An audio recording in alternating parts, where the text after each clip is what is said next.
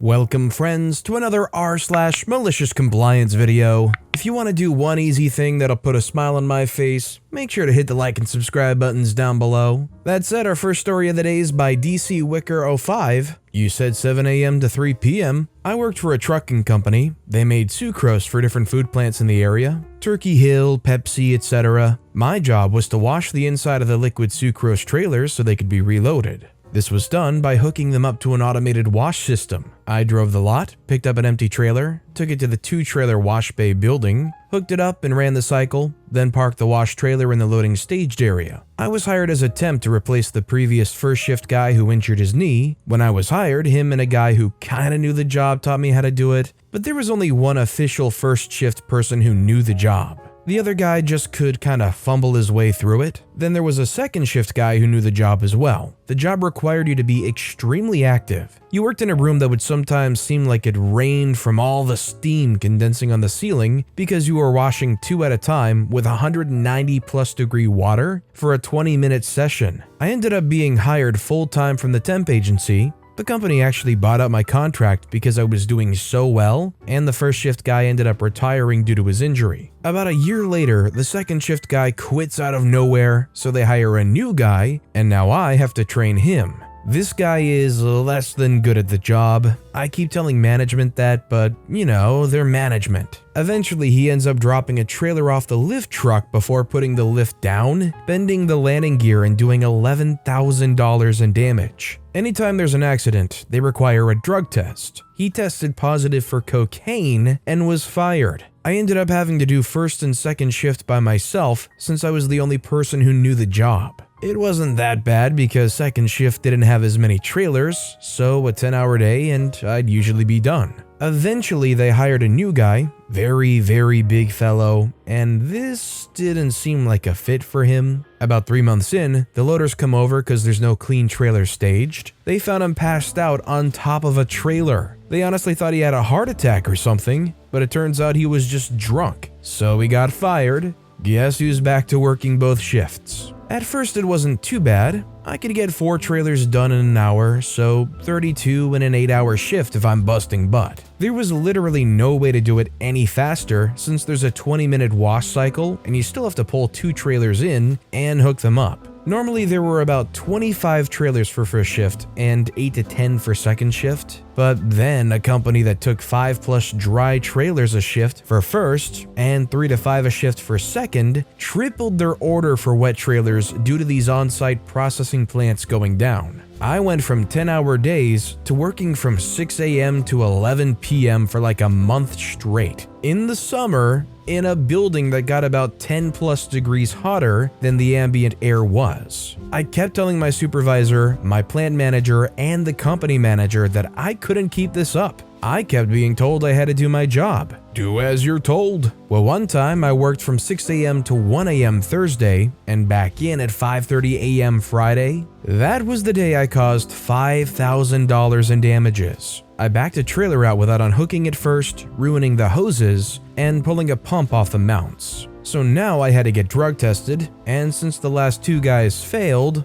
on the drive there, my manager asked me if I was going to fail. I said it depends what they test for. He said they test for everything. I asked if that included caffeine and exhaustion. He just kinda blankly looked at me and then turned back to the road. Drug test passed, taken back to work. Now I only have 1 wash bay to use due to the damage I caused. And I have to back into it because it's the first bay that's broken in a pull-through setup, and maintenance is there repairing it. I ended up being there till almost 1 again. Monday I come in, having almost fallen asleep on the drive. I pulled my manager aside, the plant manager aside, and the owner's son aside. They all said, just gotta do the job I was hired to do what I'm told. They said they're working to find a new person, so I just need to keep doing my trailers. So, Tuesday, that's what I did. When I was hired, I was told my schedule was 7 a.m. to 3 p.m. and the trailers in that time slot were mine, along with the first 2 second shift trailers, if they were there by 2:30 p.m. So I got there at 7, did only the first shift trailers and 2 second shift trailers as I was told when I got hired, and clocked out at 3 p.m. I shut my phone off and took my girlfriend to the fair. The next morning, I went in at 7 once again and got to work. The supervisor and plant manager get in at 9, and 9:05 they're in my office. I get escorted to the office of the owner's son, where he proceeded to chew me out for a solid 45 minutes. I just sat there and let him rant. Turns out once I left, my supervisor and plant manager had to do my job. And since they were supervisors and plant managers, obviously they were trained in the position and knew exactly what to do. They managed to do 4 trailers from 5 p.m. when they realized I left until midnight. This is the same amount I could do in 1 hour. So once his rant was over, I said, "Well, clearly you're not going to fire me." He was taken aback. I continued, "You have no one who can do my job. You didn't take me seriously when I said I couldn't do it alone anymore, and so I decided I'd show you how important I was. I've got a kid and a life outside this job. The pay is great, but I'm not going to kill myself to get it and put in 90 to 110-hour weeks in the dead of summer. You said 7 a.m. to 3 p.m. when I got hired, and that was what I was told, so that's what I did. Here's what's going to happen. You're going to give me a raise and 3 weeks paid vacation. You're going to let me pick the guy who takes second shift. If you can't find someone willing to take second, I'll train them on first and transfer to second when they're fully trained. But I'll get the shift differential on top of my raise if I do that." He looked at me like I just robbed him, but then after a solid 5 silent minutes, he agreed. See, each trailer that didn't get washed the night before was assessed a late fee by the company who it went to, anywhere from $500 to $5,000. And just last night, I had cost them $21,000 in fees. I think he realized that would quickly be a problem if they had no one to wash any trailers. We ended up pulling over the guy who kinda knew how to do the job from first shift that helped train me when I started there. He took first shift and I went to second. I ended up being the highest paid employee the wet department, and any department that wasn't management or QC actually, in only 2 years of being there, when there were guys who had been loaders for 15 plus years. I stayed another year or so, but eventually it was more nonsense and I had my fill. It's definitely really nice when a company becomes incredibly shorthanded and somebody steps in to be the hero and pick up all that slack. Probably put in crazy hours but kind of saves the day. But yeah, you kind of can't just be a jerk and hope that they'll just do that for the rest of their days. I'm kind of astounded that they didn't realize that that's not sustainable. I think they really risked just totally losing OP. If you were doing crazy hours at a place where you were really the only thing they had left going for them, would you go to the highest person up you can and make demands for a raise and better conditions? Or would you rather leave that place and leave them to flounder and try to find a different place that properly gives you what you deserve? Let me know what you would do in the comments down below. Our next story is by Wreck Me Senpai. Professor fails me because my group went ghost during group project. So I was in a speech class, it was my last semester, completely online due to COVID. Our professor assigned us a group speech that we were to record and send to him by the due date. I thought it would be easy enough as he gave us 2 weeks to work on it, and group speeches weren't anything new to me. He even made separate discussion boards for our groups that we could use to communicate. This project was worth 30% of our grades, so failing this project meant you pretty much failed the course. I wanted to get it done early so we wouldn't have to worry about it. So I immediately post a message to everyone in the group asking when they're free to do a Zoom meeting to discuss the project. No reply for a few days by any of them.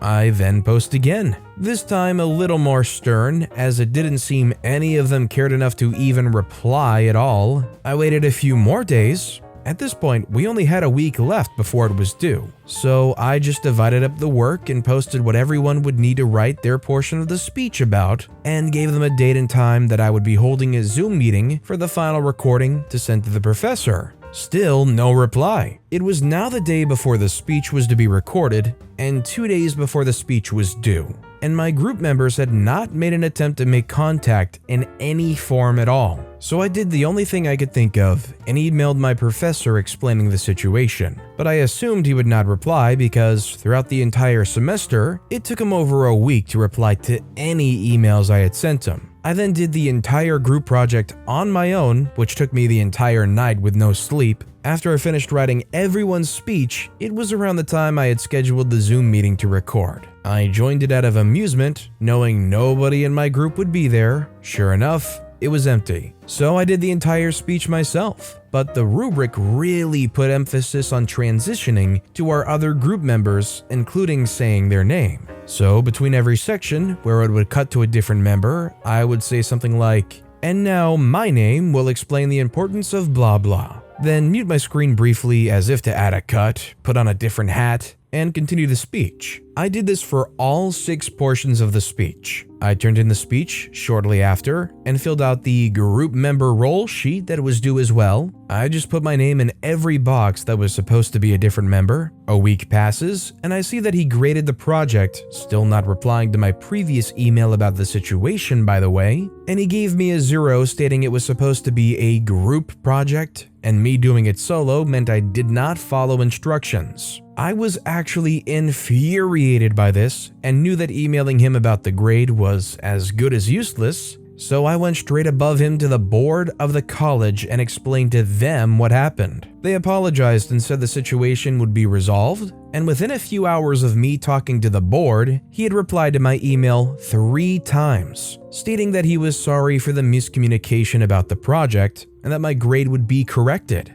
Scolded me for going above him, saying I should have just emailed him again if I couldn't get in contact with my classmates, and putting blame on me for not trying harder to reach out to them. The next semester, I saw that he was no longer with the school. My guess is that it was a habit of his to not reply to emails, and he got fired for it. Also, his corrected grade was a 70, but I was so mentally exhausted from the situation at that point that I didn't care to fight it anymore. I feel bad for OP, especially because I feel like most of us can relate. A lot of times when we're in these group projects, for some reason, people just don't want to collaborate. People just choose to willingly get the 0, and a lot of times these people are actually good students, but just because it's a group project, they shut down or for some reason choose to ignore it. And our final story of the day is by an anonymous poster, Department of Human Services caseworker, and her power trip. To start the story, some background. We foster our nephew, who we knew his entire life before this. We have a dining room that's been converted to a plant reptile room. In other words, no food, toys, or anything stored or consumed in there. We have had 5 people from the Department of Human Services over the year into our home.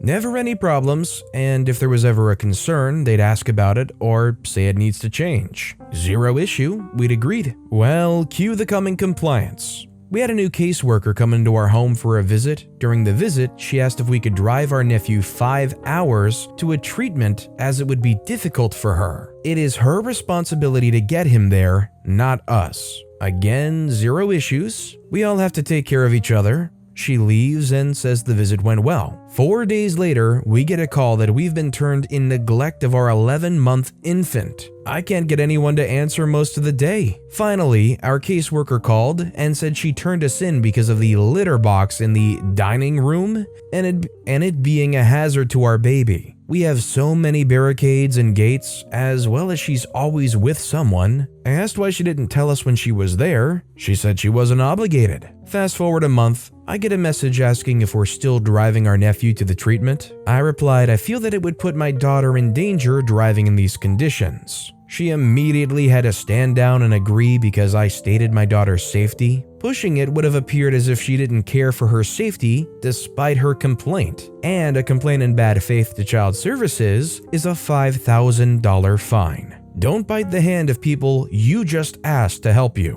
What I'm really failing to understand here is, why is there no good faith at all being put forward to these parents as far as the situations they create around the household to keep the baby safe in regards to the litter box? I feel like there has to be some kind of tweak that they can do because it's not fair. Like OP said, they have baby gates and barricades, but those aren't permanent fixtures. If somebody's there watching, holding the baby, keeping an eye on them, and thus the gates aren't up when the caseworker comes over, That doesn't seem fair to me. Either way though, considering it's literally their job to make sure the kid gets there, and them acting like a jerk, it's hard for me to have any sympathy for them. But with that being said, that's all the time we have for today. So of all these stories I've read today, which is your favorite and why? Let me know in the comments down below. And if you haven't yet, if you could like and subscribe, that would mean a lot to me. Whatever you do, whether it's liking, subscribing, turning notifications on, all of it helps grow this channel and I appreciate the heck out of it. So until next time, I'll see you all tomorrow with some more stories.